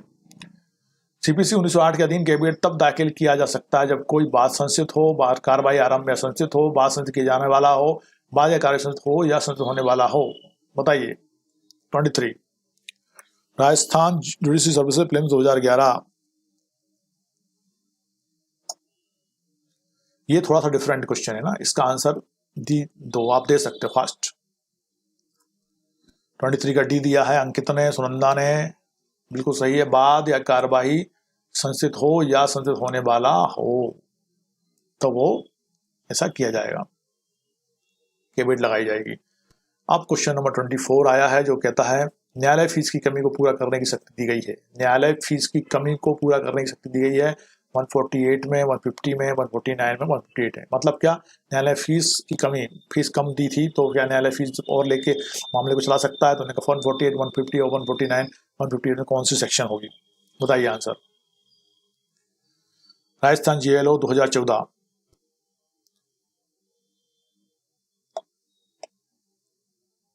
ट्वेंटी फोर का ए आंसर नहीं है, 24 का बी है। धारा 149 है, जिसमें न्यायालय फीस को कमी को पूरा करने की शक्ति प्रदान की गई है, सेक्शन 149 में। 24 का बी आंसर करेक्ट है। 24 का बी इज करेक्ट आंसर, और बिल्कुल सही पूछा। और ओके, 24 का बी है बिल्कुल सही। नाउ क्वेश्चन नंबर 25, सीपीसी की किस धारा के तहत साम्य, न्याय और अच्छे विवेक के सिद्धांत भेद हैं? साम्य मतलब इक्विटी, न्याय मतलब जस्टिस और अच्छे विवेक मतलब एकदम बढ़िया डिस्क्रिप्शन नहीं, डिस्क्रिमिनेशन, जो विवेक होता है जिसे कहते हैं, नीच, छीर, विवरण, गति, हिंसा, सिद्धांत भेद हैं। धारा 121 में, 141 में, 131 में और 151 में। झारखंड सिविल जज प्रीलिम्स 2015, सीपीसी की धारा 1908 की धारा सिविल न्यायालय की अंतर्निहित शक्ति के विषय में है। न्यायालय की यह शक्ति साम्य, न्याय तथा अच्छे विवेक पर आधारित है। इन शक्तियों के प्रयोग में न्यायालय न्याय उद्देश्यों के लिए तथा आदेशिका के दुरुपयोग के निवारण करने के लिए कोई निर्देश दे सकता है जो उसे उचित व यथेष्ट लगता हो, सही लगता हो। 25 का क्या दिया है आपने अंकित? 25 का आंसर है डी, 151, सेक्शन 151। सेक्शन 151 इसके बारे में है। किसके बारे में बात करता है? सिविल ये अंतर्निहित शक्ति के विषय में है। सेक्शन 151 अंतर्निहित शक्ति के विषय में। सुनंदा ने सही आंसर दिया है, सेक्शन 151। नाउ क्वेश्चन नंबर 26 है, सेक्शन 151 सीपीसी के अंतर्गत पारित आदेश अपील योग्य है, पुनरीक्षण योग्य है, हस्तक्षेप योग्य नहीं है, पुनर्वलोकन योग्य नहीं है। बताइए, अपील योग्य है क्या, हस्तक्षेप योग्य है, पुनरीक्षण योग्य है और पुनर्वलोकन योग्य है? नहीं है। मध्य प्रदेश सिविल जज 1996,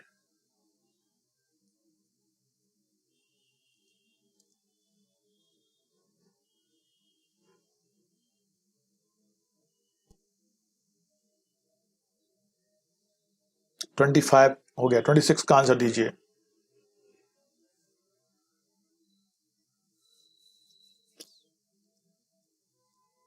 (26) का सी, हस्तक्षेप योग्य नहीं है। 26 का डी, नहीं, पुनरीक्षण योग्य नहीं है। पुनरीक्षण मतलब रिव्यू, पुनरीक्षण योग्य नहीं है। रिव्यू तो हो गया पुनर्वलोकन, पुनरीक्षण मतलब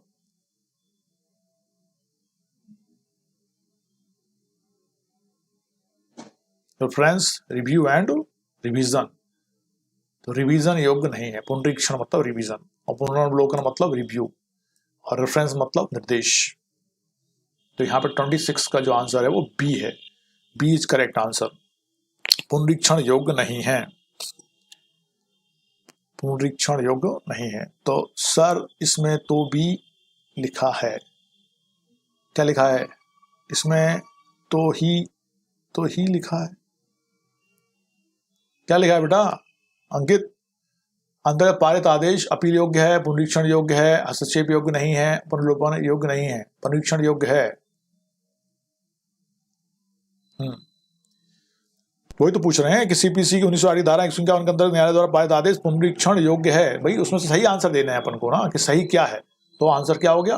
पुनरीक्षण योग्य है, मतलब उसका रिवीजन हो सकता है। ठीक है। Now inherent powers of the court can be exercised A for the ends of justice or to prevent the abuse of process of the court.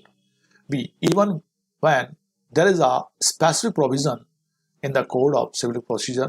C to help a party. D to defeat the ends of justice. Inherent powers of the court can be exercised.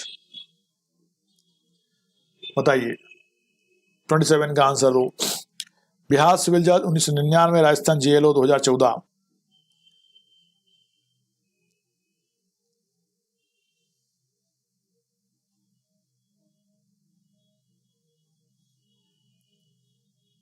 Okay है ना। Section 151 of CPC के अनुसार इस संहिता की किसी बात के बारे में यह नहीं समझा जाएगा कि वह ऐसे आदेश देने की न्यायालय की अंतरिम शक्ति को परिसीमित या अन्यथा प्रभावित करती है जो न्याय के उद्देश्यों के लिए या न्यायालय की प्रक्रिया के दुरुपयोग का निर्माण करने के लिए आवश्यक है। मतलब inherent powers of the court can be exercised for the ends of justice और to prevent the abuse of process of the court. मतलब 27 का ए आंसर सही है। 27 का ए आंसर दिया है पूजा ने, बिल्कुल सही Pooja. For the ends of justice और to prevent the abuse of process of the court. Prevent the abuse of process of the court. ठीक है। न्याय के उद्देश्यों के लिए या न्यायालय की प्रक्रिया के दुरुपयोग का निर्माण करने के लिए इन इनहेरेंट पावर्स का उपयोग किया जा सकता है। Inherent powers of the court can be exercised. तो क्या कहाँ उपयोग किया जा सकता है? न्याय के उद्देश्यों को विफल होने से बचाने के लिए और न्याय के दुरुपयोग को रोकने के लिए इनहेरेंट पावर्स का उपयोग किया जा सकता है। 27 का ए आंसर बिल्कुल परफेक्ट है और सही है। For the ends of justice और the prevent the abuse of the process of the court. 28 न्यायालय के द्वारा अंतर्निहित शक्तियों का प्रयोग किया जा सकता है न्याय के उद्देश्यों के लिए, न्यायालय की प्रक्रिया के दुरुपयोग के निवारण के लिए, उपयुक्त ए तथा बी दोनों के लिए, इनमें से कोई नहीं। अभी अपन ने देखा था इंग्लिश में, अब वो हिंदी में एक क्वेश्चन है 28 और ये आया था आपका उत्तराखंड पीसीएस जूनियर प्रीलिम्स 2015 में। 28 का आंसर दो, न्याय के उद्देश्य के लिए, न्यायालय की प्रक्रिया के दुरुपयोग के निवारण के लिए, ए तथा बी दोनों, इनमें से कोई नहीं। 28 का सी आंसर दिया अंकित ने और सुनंदा ने, बिल्कुल सही, दोनों सही, ए तथा बी दोनों सही। यही अपन ने पिछले क्वेश्चन में देखा था, न्याय के उद्देश्यों के लिए और न्यायालय की प्रक्रिया के दुरुपयोग के निवारण के लिए सेक्शन 151 की इनहेरेंट पावर्स का उपयोग किया जाता है। 29 है, सीपीसी की किस धारा में अदालत की अंतर्निहित शक्तियां वर्णित हैं? सीधा क्वेश्चन, स्ट्रेट फॉरवर्ड, बताइए। 148, 95, 151 और 114। ओके, 929 का भी बिल्कुल सही है। Section 151 explain about inherent power of court in CPC. 30 CPC section 151 के अंतर्गत इनहेरेंट शक्तियों का प्रयोग निम्नलिखित में से किस न्यायालय द्वारा किया जा सकता है? सर्वोच्च न्यायालय, जिला न्यायालय, उच्च न्यायालय, किसी भी न्यायालय के द्वारा, बताइए। 30 एमपी सिविल जज 2013, यूपी सिविल जज 2013। इस इनहेरेंट पावर्स का प्रयोग कौन सा न्यायालय करेगा? सर्वोच्च न्यायालय करेगा, जिसे सुप्रीम कोर्ट कहते हैं, उच्च न्यायालय करेगा, जिसे हाई कोर्ट कहते हैं, जिला न्यायालय, डिस्ट्रिक्ट कोर्ट, या एनी कोर्ट ऑफ। 30 का डी बिल्कुल सही है, किसी भी न्यायालय के द्वारा, बिल्कुल सही कहा अंकित। इनहेरेंट पावर का प्रयोग कोई भी न्यायालय कर सकता है। 31 किसी आकस्मिक चूक के कारण निर्णयों, डिक्रियों या आदेश में लिपिकीय या गणितीय त्रुटियों को सीपीसी की किस धारा के अंतर्गत न्यायालय द्वारा सुधारा जा सकता है? 151, 153, 152, 144। जो प्रैक्टिशनर हमारे जो प्रैक्टिस कर रहे हैं एडवोकेट, वो क्वेश्चन का आंसर सीधा और फास्ट दे सकते हैं। मध्य प्रदेश सिविल जज 2017 किस सेक्शन के अंतर्गत निर्णयों, डिक्रियों, आदेश में लिपिकीय गणितीय त्रुटियों को सीपीसी की धारा के अंतर्गत सुधारा जा सकता है? 31 का बी दिया है सुनंदा ने, बहुत बढ़िया। सुनील ने भी कहा बी, बहुत बढ़िया, बिल्कुल सही, बीच करेक्ट आंसर। सेक्शन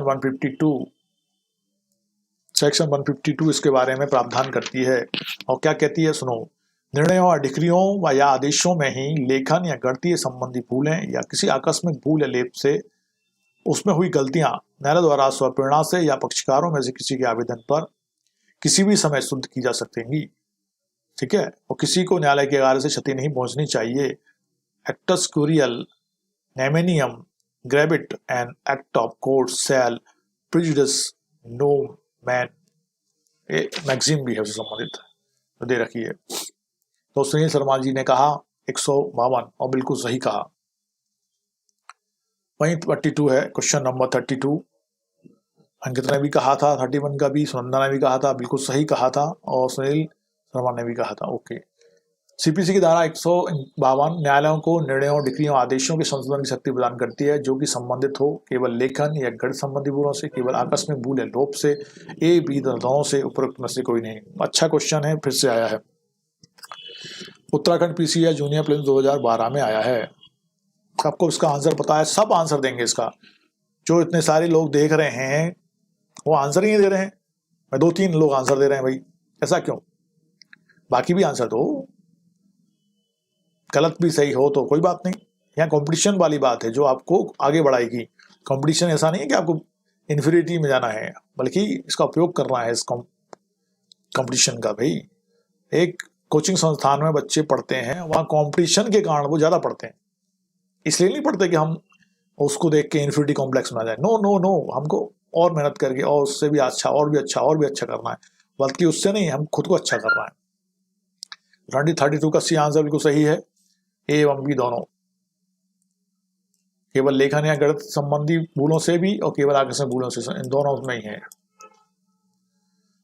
33 है, निम्नलिखित में से किस बार में यह भी निर्धारित किया गया है कि अंतर्निहित अधिकार न्यायालय को प्रदत्त नहीं किया गया है या शक्ति न्यायालय में अंतर्निहित है? निम्नलिखित में से किस बार में यह भी निर्धारित किया गया, बात बताना है कि अंतर्निहित अधिकार न्यायालय को प्रदत्त नहीं किया गया है, यह शक्ति न्यायालय में अंतर्निहित है। मनोहर लाल बनाम सेठ Hiralal, cotton corporation of India बनाम यूनाइटेड इंडस्ट्रियल बैंक, सत्यव्रत विश्वास बनाम कल्याण कुमार किस्कू और रजनीबाई बनाम कमला देवी। आइडिया हो तो आंसर दो फटाफट। यह आया था यूपी सिविल जज 2013, उत्तरांचल सिविल जज 2002। नरेंद्र सोनी जी आए हैं आज, स्वागत है भाई आपका। नरेंद्र सोनी जी, इसका आंसर दिया जाए 33 का। आपने कहा सी और नो, सी आंसर नहीं है नरेंद्र जी। सुनील शर्मा नहीं है इसका आंसर। मनोहर लाल बनाम सेठ हीरालाल इसके आंसर है। इस केस में ऐसा कहा गया था। क्या कहा गया था बताते हैं अपन। कहा गया था अंतर्निहित अधिकार न्यायालय को प्रदत्त नहीं किया गया, ये उसके अंतर्गत अंतर्निहित है, मतलब इसकी इनहेरेंट पावर पहले से है, इसको प्रदान नहीं की गई। ठीक है। सर्वोच्च न्यायालय ने मनोहर लाल बनाम हीरालाल 1962 के बाद में अपने निर्णय के माध्यम से कहा कि न्यायालयों को धारा 151 सीपीसी के अंतर्गत अंतर्निहित अधिकार प्राप्त प्रदत्त नहीं किया गया है, यह शक्ति न्यायालय में अंतर्निहित है। 34, किन आधारों पर निर्णयों या आदेशों में संशोधन किया जा सकता है? वो कौन से आधार हैं जिस पर निर्णयों या आदेशों में संशोधन किया जा सकता है? निर्णयों और आदेशों में कहाँ संशोधन किया जा सकता है वो हमको पता है ना। लेखन संबंधी भूल, गैर संबंधी भूल, आकस्मिक भूल या लोप, उपयुक्त सभी। बताइए। 34,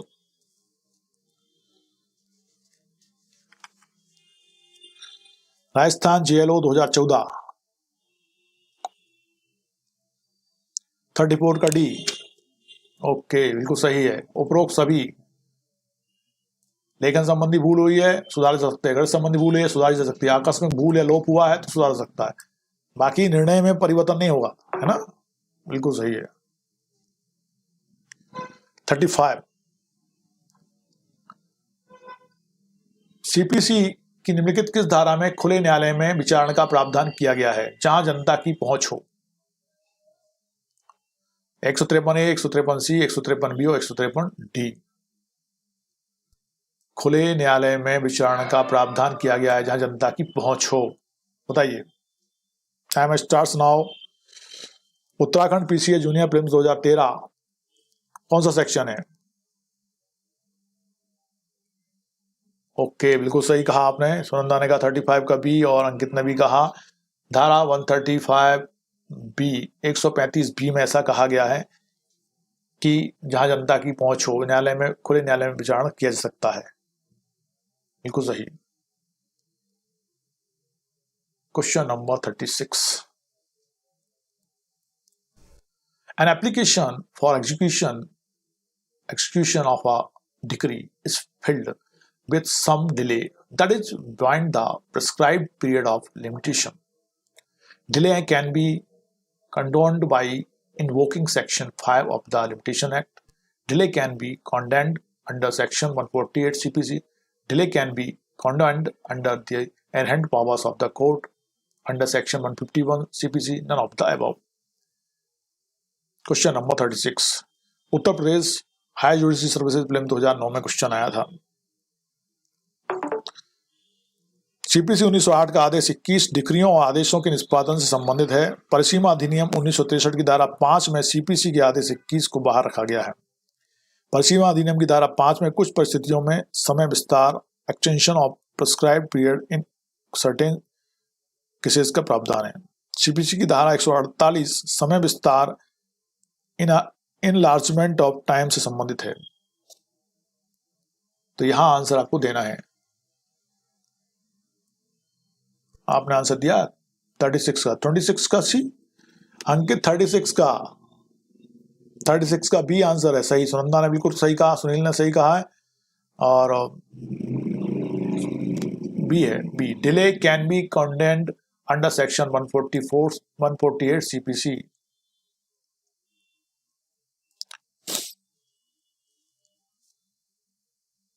एक 148 समय विस्तार, इनलार्जमेंट ऑफ टाइम से संबंधित है। An application for execution of a decree is filed with some delay, ठीक है, that is behind the prescribed period of limitation. उसका क्या पीरियड होगा प्रिस्क्राइब, तो delay can be condoned under section 148 CPC. 148 CPC के अंतर्गत समय विस्तार इनलार्जमेंट ऑफ टाइम के आधार पर उसको उसकी लिमिटेशन को बढ़ाया जा सकता है, बाकी डिले नहीं हो सकता वो। तो इसलिए 36 का B answer is correct. Now question number 37, CPC की धाराएं संशोधित की जा सकती हैं। आपको सीपीसी में संशोधन कर रहे हैं अपन, संसद द्वारा, बात की सुनवाई कर रहे हैं न्यायालय द्वारा, उच्च न्यायालय द्वारा या राज्य विधायिका द्वारा, बात के पक्षकारों द्वारा। कौन बताओ सीपीसी की धाराओं में संशोधन कर सकता है, जल्दी बताइए। 37 का आंसर Uttarakhand PCA junior prelims 2013, Bihar civil जज 1999। कौन संशोधन करेगा भाई 37 में, इसमें सीपीसी में की धाराओं में? अंकित कह रहे हैं 37 का ए, और कौन कह रहा है ये बताइए जल्दी से। उसके बाद 38 और 39 दो क्वेश्चन, और नहीं 39 नहीं, बस दो, एक ही क्वेश्चन बचा है। उसके बाद कल देखेंगे, उसके आगे आपको ऑर्डर तैयार करने हैं, ऑर्डर आपको देखने हैं सारे के सारे, देख डाल पढ़ डालना 1 से लेकर 51 तक। हालांकि कल तो ज्यादा क्वेश्चन नहीं होंगे, 1 से 10 तक ही देखना, 1 से 10, फिर 10 से 20 और 20 से फिर 51 तक सारे ऑर्डर्स आपको देख लेने हैं, पढ़ डालने हैं। और मैं कोशिश कर रहा हूँ उस से संबंधित शॉर्टकट आपको याद करने का, समझने का, एक स्टोरी के माध्यम से वो समझाने की कोशिश करूंगा मैं। 37 का ये आंसर दिया है पूजा ने, सुनंदा ने, और बिल्कुल सही आंसर है। संसद द्वारा, हम जानते हैं लेजिस्लेशन के माध्यम से बनाई जाती हैं विधियां संसद के माध्यम से, और अमेंडमेंट भी उनके माध्यम से किए जाते हैं, बिल्कुल सही। और लास्ट क्वेश्चन है 38, time for instituting a suit can be enlarged by invoking which of the following provisions? Section 151 CPC, Section 5 of the Limitation Act 1963, Section 148 CPC, none of the above। अभी इस क्वेश्चन को अपन ने देखा था, इस question का answer same है। Time for instituting a suit can be enlarged by invoking which of the following provisions? बताइए। Uttar Pradesh high judicial service prelims 2009।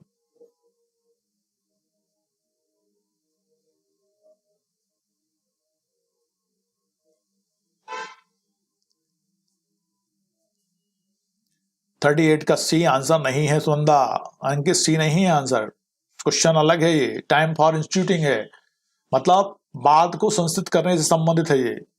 Time for instituting a suit can be enlarged, मतलब बात को संस्थित करने से संबंधित है, और उसमें जो समय बढ़ाया जा सकता है, विच ऑफ द फॉलोइंग प्रोविजन, किस प्रोविजन के माध्यम से उस समय को बढ़ाया सकता है, कि बात करने के लिए जो संस्थित समय है उसकी सीमा को कैसे बढ़ा सकते हैं, इससे संबंधित है ये। तो 38 का सी भी नहीं है इसमें, इसका आंसर है नन ऑफ द अबव, इसमें कोई भी नहीं है, ठीक है। ये भी नहीं है, ये भी नहीं है, ये भी नहीं है, मतलब ये भी नहीं है और ये भी नहीं है। तो क्या है फिर? है लिमिटेशन एक्ट 1963 की जो शेड्यूल है, उसमें बाद संबंधित परिसीमा अवधि पीरियड ऑफ लिमिटेशन वर्णित है। मतलब जो लिमिटेशन एक्ट है उसमें जो शेड्यूल है उसमें बादों की जो सीमा है, पीरियड ऑफ लिमिटेशन है, उसके बारे में वर्णित है, इसलिए यहाँ पे कोई भी आंसर सही नहीं है। 38 का डी आंसर बिल्कुल सही है। ओके, और लास्ट क्वेश्चन है अपना, जो अपन ने शायद अभी देख लिया था, नहीं देखा था, देख लिया था शायद, नहीं देखा था, इसको देख लेते हैं अपन। Time prescribed for filing which of the filing which the following cannot be extended or condemned by applying provisions of Section 5 of the Limitation Act. Revision under Section 115 CPC, application for execution under Order 20 CPC, appeal under Section 96, 100 and 104 CPC, application for substitution under Order 22 CPC. Give the right answer. 39.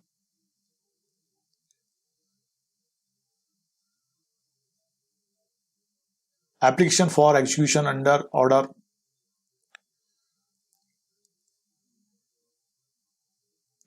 time prescribed for filing which of the following cannot be extended or condemned by applying provisions of Section 5 of the Limitation Act.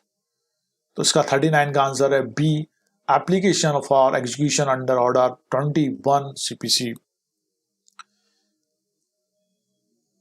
परिसीमा अधिनियम 1963 की धारा 5 में CPC के आदेश 21 को बाहर रखा गया है, बाकी सब उसके अंदर हैं, ठीक है। 39 का बी आंसर सही है, इसको देख लेना। Application for execution under order 21 CPC। Now आज की अपनी स्ट्रीम यहीं क्लोज करते हैं अपन, है ना। जो भी आए नए उनके लिए थैंक्स है, जो पुराने हैं उनको तो बहुत बहुत धन्यवाद है। धन्यवाद इसलिए नहीं दे रहा कि तुम लोग आए, इसलिए दे रहा हूँ कि तुम लोग पढ़ रहे हो और पढ़ना है तुम्हें। ऑर्डर सारे पढ़ डालो, 1 से लेके 51 तक पढ़ने हैं, लेकिन एक साथ पढ़ोगे तो दिक्कत होगी, तो 1 से 10 तक पढ़ो, फिर 10 से 20 तक पढ़ो। आपस में कोरिलेटेड हैं सारे सेक्शन, और ऑर्डर्स भी कोरिलेटेड हैं। मैंने कहा था आपसे सेक्शन में जो बढ़ने थे उसको एग्जीक्यूट करने की पावर आप या प्रोसीजर जो बताई है वो आपके ऑर्डर्स में है। तो मिलते हैं कल, है ना। Take rest, take care, good bye, good night.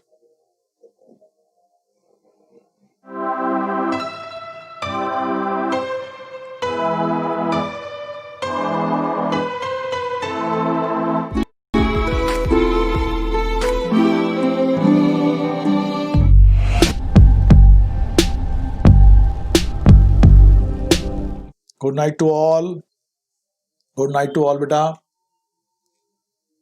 Good night.